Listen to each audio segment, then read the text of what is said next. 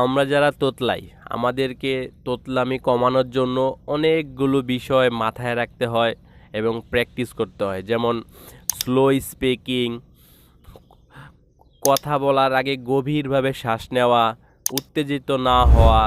এরকম আরও অনেকগুলো বিষয় আছে যেগুলো আমাদেরকে মেনে তারপরে কথা বলতে হয়। এতগুলো বিষয় বাদ দিয়ে শুধুমাত্র যদি একটা পদ্ধতির কথা বলি, যেটা মানলে আপনার তোতলামো অনেকটাই কমে যাবে, তাহলে কেমন হয়? হ্যাঁ, আজকে সেই বিষয় নিয়েই কথা বলবো। আপনি যদি শুধু একটা বিষয় মানেন, যেমন শব্দগুলোকে টেনে লম্বা করে বলা, যদি আপনি এই প্র্যাকটিসটা করতে পারেন, তাহলেই আপনার তোতলামি প্রায় 50 থেকে 60% কমে যাবে। কারণ আমরা যখন শব্দ টেনে বলি তখন কিন্তু একটা ফ্লো তৈরি হয় আর আমাদের কথা অটোমেটিক স্লো হয়ে যায়।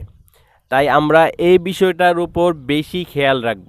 আমরা প্রত্যেকটা শব্দ টেনে টেনে বলার চেষ্টা করব। আমাদের কিন্তু সব শব্দে আটকায় না, কিছু নির্দিষ্ট শব্দে বেশি আটকে যায়।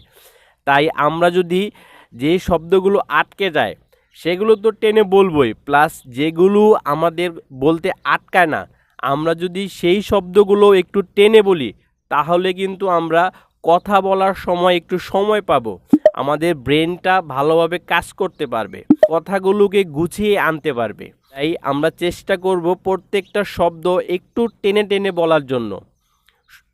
এই পদ্ধতিটা একটু অদ্ভুত লাগতে পারে, কিন্তু আপনি যখন এটা প্র্যাকটিস করবেন, ধীরে ধীরে আপনি দেখবেন টেনে কথা বলার স্পিরিটটা আরও বেড়ে যাবে। তাই আমরা এই জিনিসটা ফলো করব। একটা এক্সাম্পল দিলে আপনারা খুব ভালো করে বুঝতে পারবেন।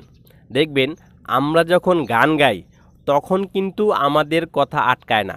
এর কারণটা কি? আমরা যখন গান গাই তখন ওই গানের মধ্যে শব্দগুলোকে আমরা টেনে বলি, একটা ফ্লো তৈরি হয়। দেখবেন গান গাইলে যে আটকায় না। ওকে, দেখেন। আমারই মনে জীবনে শুধু তোরই অধিকার, যাব না ভুলে কখনো, জানি প্রেমের অঙ্গীকার। উত্তর খুঁজে পেল প্রশ্নেরা, সত্যির ছোঁয়া পেল স্বপ্নেরা, দূরে দূরে তবু কেন সাথিয়া, দূরে দূরে তবু কেন সাথিয়া। ধন্যবাদ। দেখেন, বিষয়টা মজা হলো সত্য। আমরা কথাগুলোকে একটু টেনে বলার চেষ্টা করব, তাহলেই আমাদের কাজ হয়ে যায়। আর সবাই সাপোর্ট করবেন ভাই, আপনারা সাপোর্ট না করলে তো ভাই হয় না। কারণ এমনিতেই ভিডিও বানাতে ভালো লাগে না।